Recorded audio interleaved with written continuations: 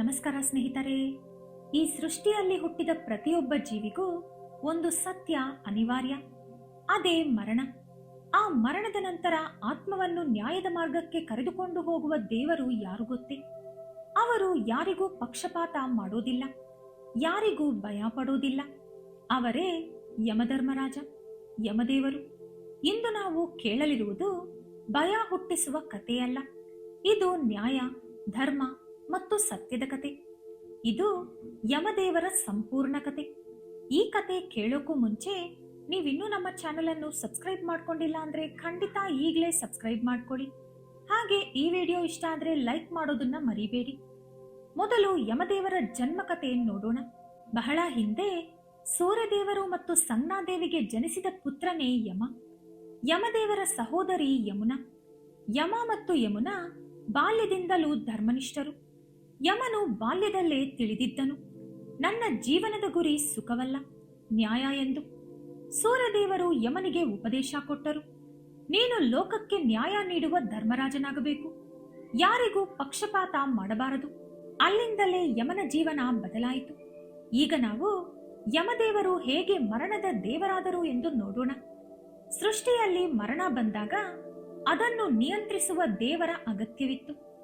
ಬ್ರಹ್ಮ, ವಿಷ್ಣು, ಮಹೇಶ್ವರರು ಸಭೆ ಸೇರಿದರು. ಆ ಸಭೆಯಲ್ಲಿ ತೀರ್ಮಾನವಾಯಿತು, ಧರ್ಮವನ್ನು ತಿಳಿದವನೇ ಮರಣವನ್ನು ನ್ಯಾಯವಾಗಿ ನಿರ್ವಹಿಸಬಲ್ಲ. ಅದರ ಫಲವಾಗಿ ಯಮನನ್ನು ಆಯ್ಕೆ ಮಾಡಲಾಯಿತು. ಅವರಿಗೆ ತ್ರಿಮೂರ್ತಿಗಳು ಕೊಟ್ಟಿದ್ದು ಯಮದಂಡ, ಅಂದರೆ ಧರ್ಮದ ದಂಡ. ಮಹಿಷ ವಾಹನ, ಇದು ಸ್ಥೈರ್ಯದ ಸಂಕೇತ. ಚಿತ್ರಗುಪ್ತ, ಪಾಪ ಪುಣ್ಯದ ಲೆಕ್ಕಗಾರ. ಅಂದಿನಿಂದ ಯಮದೇವರು ಬರೀ ಮರಣದ ದೇವರಲ್ಲ, ಧರ್ಮದ ನ್ಯಾಯಾಧೀಶ ಕೂಡ. ಇನ್ನು ಚಿತ್ರಗುಪ್ತನ ಪಾತ್ರದ ಬಗ್ಗೆ ನೋಡೋಣ. ಯಮದೇವರ ಪಕ್ಕದಲ್ಲೇ ಕುಳಿತುಕೊಂಡಿರುವವರು ಚಿತ್ರಗುಪ್ತ.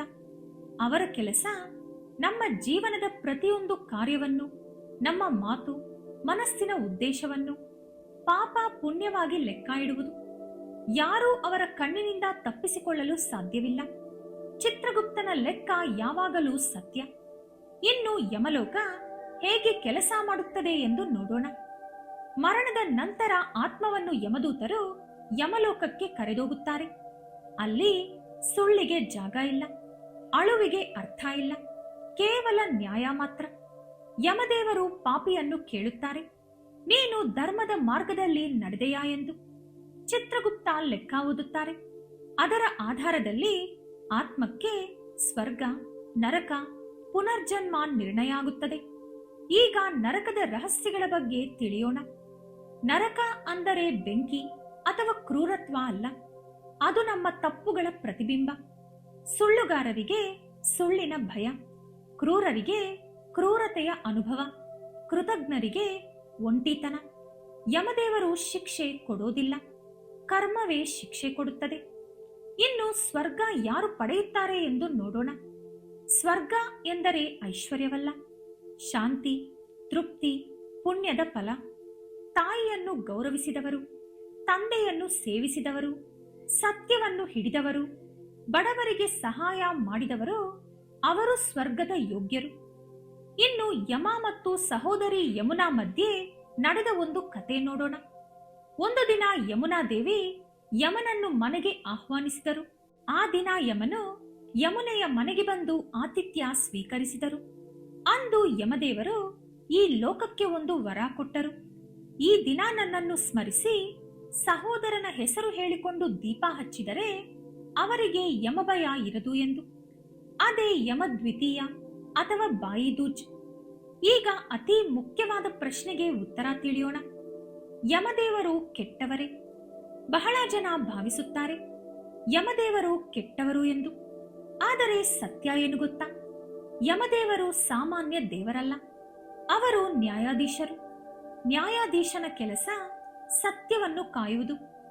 ಯಮದೇವರನ್ನು ಕಂಡು ಭಯ ಪಡುವ ಅಗತ್ಯ ಇಲ್ಲ.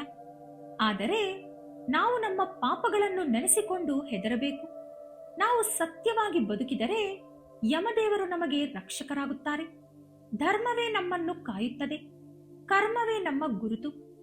ಈ ಕತೆ ಇಷ್ಟ ಆದ್ರೆ ಲೈಕ್ ಮಾಡಿ, ಶೇರ್ ಮಾಡಿ, ಚಾನೆಲ್ ಅನ್ನ ಸಬ್ಸ್ಕ್ರೈಬ್ ಮಾಡ್ಕೊಳ್ಳಿ. ಮತ್ತಷ್ಟು ದೇವರ ಕತೆಗಳಿಗೆ ನಮ್ಮ ಜೊತೆ ಇರಿ. ಧನ್ಯವಾದಗಳು.